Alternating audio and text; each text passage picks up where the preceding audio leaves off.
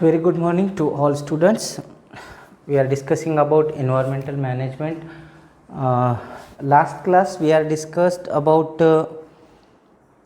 diversity, biodiversity and their types. Okay. तर last क्लासमध्ये आपण जे बायोडायव्हर्सिटी पाहिली होती, बायोडायव्हर्सिटीचे टाईप्स पाहिलोय. टाईप्समध्ये 3 प्रकारचे डायव्हर्सिटी असते. आपण सांगितलं diversity found in genetic variations. आपण 3 प्रकारच्या डायव्हर्सिटीज सांगितलं. जेनेटिक डायव्हर्सिटी, त्यांना आपण सांगितलं स्पेसीज डायव्हर्सिटी, आणि थर्ड टाईपची डायव्हर्सिटी होती ती म्हणजे इकोसिस्टीम डायव्हर्सिटी. तर या लेवलपर्यंत डायव्हर्सिटीज असतात. हे तर पाहिलं आपण की कशा पद्धतीने या बायोलॉजिकल स्पेसीज आहेत, बायोच्या म्हणजे लिव्हिंग स्पेसीज आहेत, यांची विविधता कशी दिसते. आता याच्यानंतर आपण पाहूया की कशा पद्धतीनं आपल्याला या डायव्हर्सिटीला किंवा या एन्व्हायरमेंटला कन्झर्व करता येतं. काही मेथड्स आहेत, काही टेक्निक्स आहेत आपल्याला कन्झर्वेशनच्या, किंवा आपला रोल काय असला पाहिजे एन्व्हायरमेंट कन्झर्वेशनमध्ये आपला रोल. तर आपला रोल पाहण्या अगोदर काही गोष्टी 2-3 सिम्बॉल दिलेले आहेत. त्या सिम्बॉल तुम्हाला आयडेंटिफाय करून त्याच्याविषयी इन्फॉर्मेशन म्हणजे ते सिम्बॉल काय सांगतात तुम्हाला परीक्षेमध्ये दिलं जातं. ओके, हे सिम्बॉल येऊ शकतात परीक्षेमध्ये, येत असतातच जवळपास. लक्षात ठेवा, इथं फर्स्ट सिम्बॉल जे आहे काही तुम्हाला पाहिल्या तसे समजून जाईल की काय आहे. तर use of dustbin for the throwing our waste, domestic waste असेल किंवा कुठलाही तुम्ही कचरा असेल, कॅरी बॅग्स असतील तुम्ही वापरलेल्या, तर त्यासाठी डस्टबिनचा वापर करावा असं आपल्याला हे इंडिकेट करतो हा पिक्चर. याच्यानंतर दुसरं जे आहे ते save electricity. Okay, save electricity save करायची आहे. उगीच जर आपण लाईट्स, फॅन्स वगैरे असे चालू ठेवलं मग आपल्याकडे इलेक्ट्रिसिटी संपून जाण्याचे चान्सेस आहेत. ते नॉन रिन्युएबल सोर्स आहे. ओके, तर मग ह्या नॉन रिन्युएबल सोर्सवरती प्रेशर येऊ नये म्हणून आपण काय करू शकता की ग्रीन एनर्जी प्रोड्यूस करू शकता. ग्रीन एनर्जी काय असते? By the use of sunlight आपल्याला जे नॅचरल रिसोर्सेसपासून एनर्जी भेटते तिथून एनर्जी प्रोड्यूस करायचा, इलेक्ट्रिसिटी प्रोड्यूस करण्याचा प्रयत्न करायचा. म्हणजे सोलार पॅनल्सचा वगैरे जे आहे किंवा वॉटर पॉवर स्टेशन असतो, तुम्हाला माहिती आहे, समुद्राच्या लाटा आहेत टायडल एनर्जीपासून, या सगळ्या ग्रीन एनर्जीचा वापर करावा असं हे सिम्बॉल सांगतं. Save energy and use of green energy. Okay, हां. त्याच्यानंतर सायकल आहे, म्हणजे बायसायकलिंगचा वापर करा इन्स्टेड ऑफ व्हेकल्स. ह्याचा फायदा काय होतो की आपल्याकडं जे नॉन रिन्युएबल सोर्स आहे, रिसोर्स आहे फ्यूलचा, तो कमीत कमी वापरला जाऊ शकतो. ह्याचा एक तर तुमचं आरोग्य पण चांगलं असणार आहे, म्हणजे शारीरिकरित्या आपण सुदृढ असू, म्हणजे निरोगी राहणार आपल्याकडं. ओके, आणि दुसरी गोष्ट म्हणजे फ्यूल पण वाचतो. आणि थर्ड सगळ्यात महत्त्वाचा पॉईंट म्हणजे यामध्ये एन्व्हायरमेंटल पोल्युशन बिलकुल पण होणार नाही. साऊंड असेल किंवा एअर पोल्युशन असेल किंवा कुठलंही पोल्युशन आहे तो या बायसायकलिंगमुळं होणार नाही. त्याच्यानंतर लास्ट तुम्हाला लगेच पाहिल्यानंतर समजत असेल की save the water. Water is considered to be a life of ऑर्गॅनिझम्ससाठी, लाईफ फॉर द ऑर्गॅनिझम. सजीव जे आहेत यांना पाण्याशिवाय जे आहे ते इम्पॉसिबलच आहे जवळपास लाईफ जी आहे ती. तर आपल्याला माहिती आहे आपल्या बॉडीमध्ये जे आपलं ब्लड आहे, ब्लडमध्ये ॲप्रॉक्सिमेटली आपण जर बघितलं तर ब्लड प्लाझ्मा जो आहे तिथं आपल्याला खूप पाणीच आहे, म्हणजे मॅक्झिमम जो कंटेंट आहे तो पाण्याचाच आहे. ॲप्रॉक्सिमेटली 90% जे आहे ते वॉटर आहे ब्लडमध्ये. मग तुम्हाला हे सगळं जे माहिती आहे तर पाण्याचं किती महत्त्व आहे. विदाऊट वॉटर आपण कुठलीच गोष्ट जी आहे ती करू शकत नाही. तर यासाठी एन्व्हायरमेंटल कन्झर्वेशनसाठी काही गोष्टी आहेत, काही आयडियाज आहेत आपल्याकडं आणि आज बऱ्याचशा आपल्या इंडियामध्ये बऱ्याचशा अशा रिजन्स आहेत जिथं एन्व्हायरमेंटल प्रोटेक्शन करतात. जसं आपण मोलाई जाधवचं आपण उदाहरण पाहिलं होतं. तर त्यांनी काय केलं होतं की बांबू प्लांट कल्टिवेशन त्यांनी एकट्याने सुरू केलं होतं, राईट. ते का केले होते? त्यांना वाटलं की एन्व्हायरमेंटल डॅमेज झालेला आहे आणि जर असंच ठेवलं तर तो एरिया बॅरेनच राहील आणि तो कधी हिरवा होणारच नाही. मग अशाच प्रकारचं आणखीन एक आपल्याकडं कन्झर्वेशनसाठी एक टर्म येईल तुम्हाला,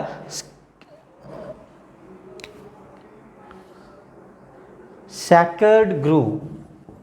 सॅकर्ड ग्रूव, ओके. ग्रूव्ज करू, सॅकर्ड ग्रूव्ज.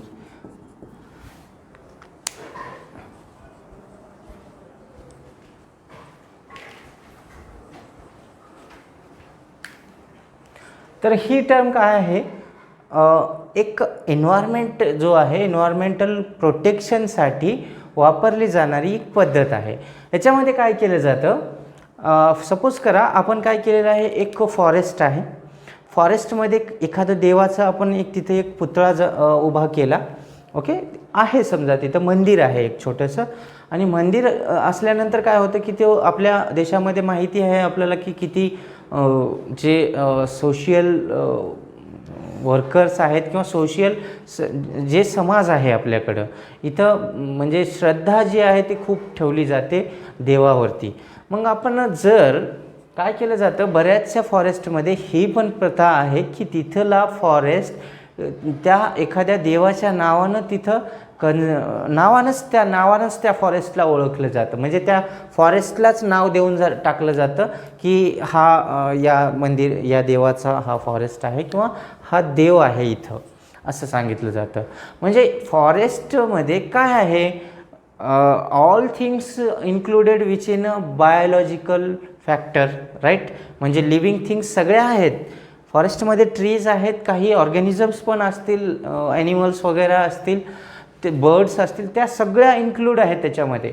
मग काय केलेलं आहे की ह्या ठिकाणी सॅकर्ड ग्रूवचा अर्थ आहे की एक नाव द्यायचं एखाद्या फॉरेस्टला, एखाद्या नॅचरल एन्व्हायरमेंटला, जेणेकरून त्या नावामुळं तरी, ओके, त्या नावामुळं तरी काय होतं माहिती आहे का, आपण जर समजा एखाद्या देवाच्या नावाने एक फॉरेस्ट ठेवला तर कुणीच आपली म्हणजे त्याला वाटलं जरी ती तोडायचं किंवा गव्हर्नमेंटला जरी तिथं काहीतरी प्रोजेक्ट आला त्याला काढायचं म्हटलं तर तिथली लोक त्यांना तोडू देणार नाहीत तिथलं फॉरेस्ट. तर ही पद्धत आहे for the conservation of natural environment. तर ह्याच्यामध्ये काय केलं जातं, द गिविंग किंवा आपण असं म्हणू forest conserved by, okay, forest conserved by the giving name of God to particular area.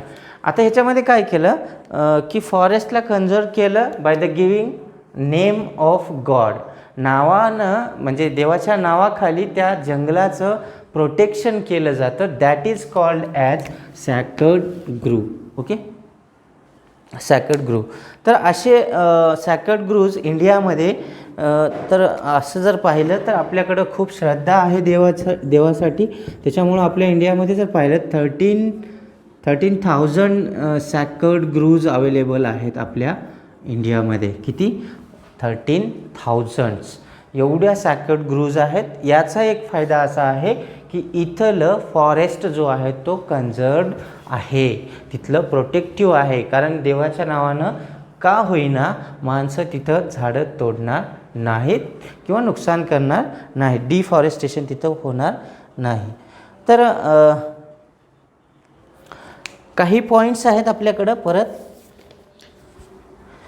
Biodiversity कन्झर्वेशनसाठी आणखीन आयडियाज काय काय आपल्याला करता येतात.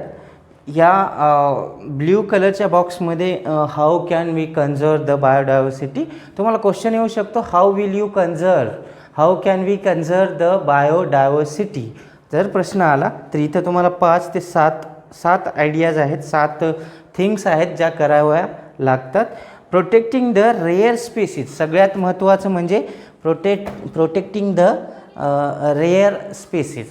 आता रेअर स्पेसीज कोणत्या आहेत आपल्याकडे? सपोज करा आपल्याकडं, मला सांगा आपल्याला लायन्स असे कुठं पण दिसतात का? दिसत नाहीत. लायन्स दिसत नाहीत आपल्याकडं. बियर्स पण तेवढ्या अवेलेबल नाहीत. ओके. आणि आपण म्हणू टायगर्स नाहीत, राईट. बऱ्याचशा अशा स्पेसीज आहेत त्या पंडाच्या झाल्या, या स्पेसीज एवढ्या म्हणजे रेअर आहेत की आपण त्यांना ठेवून दिलेलं आहे की they are moving towards the extinction. त्यांच्या लाईफला किंवा त्यांच्या अस्तित्वाला धोका आहे, राईट. ह्याचं कारण काय आहे की आपल्याकडं त्यांचं प्रोटेक्शन होणं खूप गरजेचं असतं, करत नाहीत, त्याच्यामुळे ते एक्सटिंक्ट होत चाललेले आहेत. तर पहिलं बायोडायव्हर्सिटी कन्झर्वेशनमधला पहिला जो पार्ट आहे तो म्हणजे कसं, बाय प्रोटेक्टिंग किंवा आपण म्हणू protection of rare species. Rare स्पेसीजचं प्रोटेक्शन करणं, it is the one of the we can say technique of conservation of biodiversity. तर त्याच्यानंतर काय करू शकतो, दुसरं ही करायचं, establishment of national park and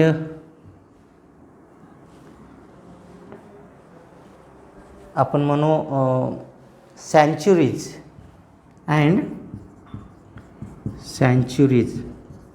okay. सँच्युरीज म्हणजे अभयारण्य आपण म्हणतो त्याला. नॅशनल पार्क्स जे असतात, जिथं पार्क्स दोन प्रकारचे असतात नॅशनल पार्क्स. एकतर पार्क्समध्ये झुलॉजिकल पार्क,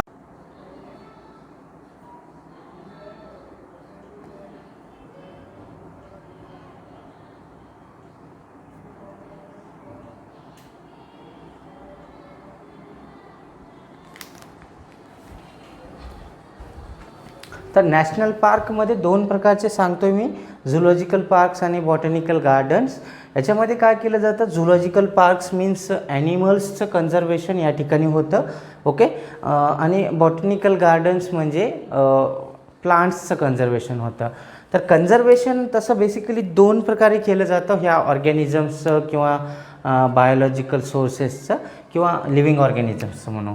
त्याच्यामध्ये कन्झर्वेशनच्या टाईप्स आहेत. Conservation of biodiversity can be done by ex situ conservation. दुसरा टाईप असतो in situ conservation. Okay. In situ conservation.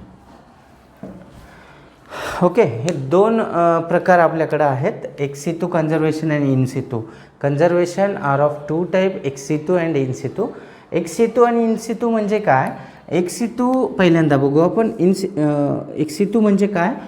Organisms आहेत, एक फॉरेस्ट आहे किंवा त्या फॉरेस्टमधल्या ऑर्गॅनिझम्सना जे की रेअर असतील त्यांना कन्झर्व केलं जातं by the providing artificial environment. Artificial एन्व्हायरमेंटमध्ये ऑर्गॅनिझम्सचं conservation of organism in the artificial environment. Okay. किंवा असा एन्व्हायरमेंट जो नॅचरल नाही, त्यांच्या out of the their natural habitat, म्हणजे यांच्या नॅचरल हॅबिटॅटच्या बाहेर कन्झर्व करणं, that is called ex situ conservation. In situ conservation काय असतं? याच्या opposite. Organisms are conserved by in their natural habitat. Conserved in their natural habitat. Natural habitat, आता suppose करा एक फॉरेस्ट आहे, हा फॉरेस्ट आहे आणि ह्या फॉरेस्टमध्ये स्पेसीज आहेत, आपल्याला कन्झर्वेशन करायचं आहे, तर ही बाउंड्रीज घेतल्या जातात आणि ह्या बाउंड्रीला कन्सिडर केलं जातं it is a national park we can say इथं किंवा सँच्युरीज पण बनवलं जातं. हे सँच्युरीज आणि नॅशनल पार्क्स ही काय आहेत? एक प्रकारचं कन्झर्वेशनच्या मेथड्स आहेत. का क्रिएट केले जातात? For the conservation of rare species. तर इन सिटूमध्ये conservation of organism in their natural habitat it is called as in situ conservation. Okay, note करून ठेवायचं. इथं कन्झर्वेशन ऑफ एक सिटू सांगतो मी, conservation of organism in there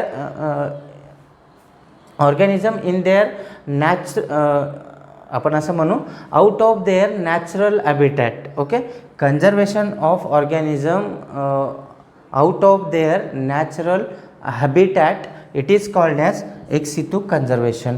in situ कन्झर्वेशनमध्ये conservation of organism in their natural habitat it is called as in situ conservation. तर अशा प्रकारचं in situ कन्झर्वेशनमध्ये बाहेरूनच protect केलं जातं. त्या ॲनिमल्सना हातही लावलं जात नाही किंवा त्यांना कॅप्चर पण केलं जात नाही. त्यांना माहिती पण नसतं की ते प्रोटेक्टेड आहेत. इन सिटू कन्झर्वेशन यांच्यावरती ॲक्टेड आहे. किंवा दुसरा आहे तो म्हणजे नॅचरल. सपोज करा या फॉरेस्टमध्ये 5च लायनच्या स्पेसीज असतील तर या 5 लायन स्पेसीजना घेऊन जाणं, एवढा एखादा एरिया कन्सिडर करणं या फॉरेस्टमधून, याला कन्सिडर केलं झूलॉजिकल पार्क, ह्याला बनवलं झूलॉजिकल पार्क बनवलं आणि या लायन्सना आणून इथं झूमध्ये ठेवणं. That is called as ex situ conservation. Organisms conserved in their out of their natural habitat. Okay, so ह्या 2 गोष्टी असतात कन्झर्वेशनच्या. इस्टॅब्लिशमेंट करणं नॅशनल पार्क्सचं किंवा सँच्युरीजचं, हे पण एक प्रकारचं कन्झर्वेशन आहे. त्याच्यानंतर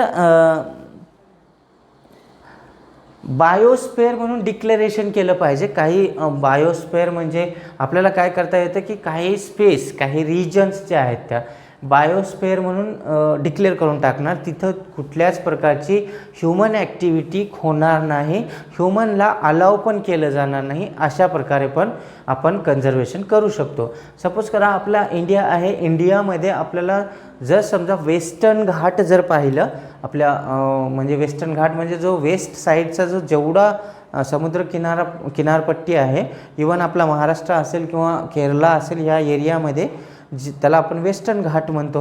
इथं खूप बायोडायव्हर्सिटी आहे. ते आता आपण पुढं बघणार आहोत. तिथं बायोडायव्हर्सिटी एवढी आहे वर्ल्ड वाईड, जवळपास आपल्याकडं सगळ्यात जास्त बायोडायव्हर्सिटी त्या वेस्टर्न घाटमध्ये प्लांट स्पेसीजच्या आहेत. मग तशा प्रकारच्या एरियाला जर बायोस्फेअर म्हणून आपण डिक्लेअर करून टाकलं तर तिथं ह्युमनला अलाऊच करणार नाहीत, म्हणजे ह्युमन ॲक्टिव्हिटीज तिथं केल्याच जाणार नाहीत. तशा ठिकाणी मग कन्झर्वेशन होऊ शकतं. त्याच्यानंतर आपण काय करू शकतो, प्रोजेक्ट देणार विद्यार्थ्यांना. आता PhD करतात बरेचसे रिसर्च स्टुडंट्स असतात, त्यांनी डिग्रीच्या नंतर मग PG केली, PhDला त्यांनी अप्लाय करतात. PhDला जेव्हा ते अप्लाय करतात त्यांना एक टॉपिक चूज करायचा असतो, एखादा टॉपिक ज्याच्यावरती त्यांना रिसर्च करायचा असतो. त्याच्याऐवजी त्यांना एखादं प्रोजेक्टच असं देऊन टाकायचं जे म्हणजे प्रोटेक्शनसाठी युजफुल ठरेल. सपोज करा आपण काय केलं, अशा एखाद्या स्टुडंटला असा प्रोजेक्ट दिला. आपण उदाहरणामध्ये आपण काय केलं की त्याला कन्झर्वेशन ऑफ बायोडायव्हर्सिटीचा एखादा प्रोजेक्टच देऊन टाकला, तुम्ही रेअर स्पेसीज कन्झर्व करा. आता त्यांनी काय करणार, मग पूर्ण त्यांचं PhDचा वर्क जो आहे अशा स्पेसीजना ते कन्झर्व करतील जे एक्सटिंक्ट होत चाललेले आहेत. एक्सटिंक्ट म्हणजे ते पुढं नष्ट होत चाललेले आहेत, अशा स्पेसीजचं ते कन्झर्वेशन करतील. तर तशा प्रकारे पण आपण बायोडायव्हर्सिटी कन्झर्वेशन करू शकतो.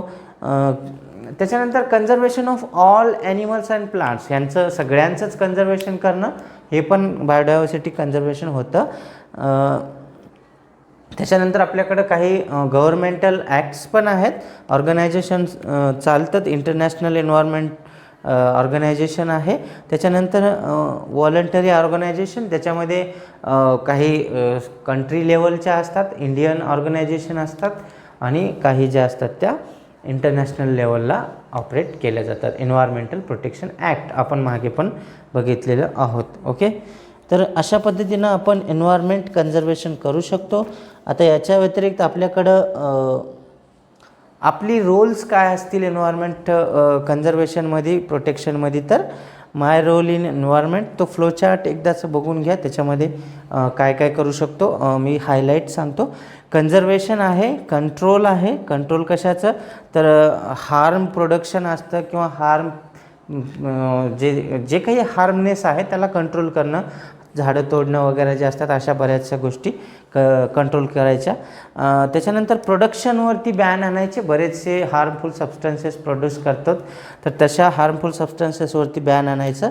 अवेअरनेस ठेवायचं. अवेअरनेस काय असतं की पब्लिकमध्ये सपोज करा वी आर एज्युकेटेड पीपल्स, तर आपण ज्यांना माहिती नाही की एन्व्हायरमेंटचा काय फायदा आहे त्यांना अवेअर करण्याचा प्रयत्न करायचा, हा एक आहे. त्याच्यानंतर प्रोटेक्शन कशाचं, जसं की मी सांगितलं न्यू प्लांट्सचं प्रोटेक्शन करायचं किंवा नवीन काही दिसलं तर त्याला आपण कन्झर्व करण्याचा प्रयत्न करायचा की ही नवीन स्पेसीज आहे. तसं तर कुठल्याही प्लांट्सचं प्रोटेक्शन करणं गरजेचं आहे, प्लांट्स असतील किंवा ॲनिमल्स. त्याच्यानंतर प्रिझर्वेशन आहे. वाटेवर तुम्हाला जे काही मिळणार आहे, नवीन काही सापडलं किंवा काही समजा एखादं नवीन प्रजाती सापडली, त्याचं प्रिझर्वेशन करण्याचा प्रयत्न केला पाहिजे. ही काही रोल्स आपल्या एन्व्हायरमेंटमध्ये असल्या पाहिजेत, तेव्हा जाऊन कुठंतरी आपल्याला एन्व्हायरमेंट प्रोटेक्शन करता येतो. Okay, so this is about today's class on conservation. याच्यानंतर आपल्याला हॉटस्पॉट बघायचा आहे बायोडायव्हर्सिटीच्या. हॉटस्पॉट म्हणजे मी आत्ताच थोड्या वेळाखाली तुम्हाला सांगितलं की हॉटस्पॉट जे असतात ते असे रिजन्स, जो की मी आत्ताच सांगितलं की वेस्टर्न घाट जो आहे महाराष्ट्राच्या वेस्ट पार्ट जो आहे त्याच्यासोबतच काही गोवा या साईडचा पण येतो, केरळला थोडंफार येईल. या पार्ट जे असतात वेस्टर्न घाटच्या कन्सिडर केल्या आहेत. याच्यामध्ये काय आहे की प्लांट स्पेसीज ज्या आहेत त्या रेअर स्पेसीज, एंडेमिक स्पेसीज म्हणून ज्या आपल्या इथल्या नेटिव्ह स्पेसीज असतात त्या आहेत, त्यांचं कन्झर्वेशन करणं. तर आपल्याकडं हॉटस्पॉट्स खूप आहेत. तसे वर्ल्ड वाईड 34 हॉटस्पॉट्स आहेत. 34 हॉटस्पॉट म्हणजे काय, समजा हे आपलं आता जगाचा नकाशा तर मी नाही काढणं, हे वर्ल्ड आहे. ओके, हे वर्ल्ड आहे, सगळं अर्थ आहे, त्याच्यावरती सगळ्या कंट्रीज असतील. तर हॉटस्पॉट असे असतात.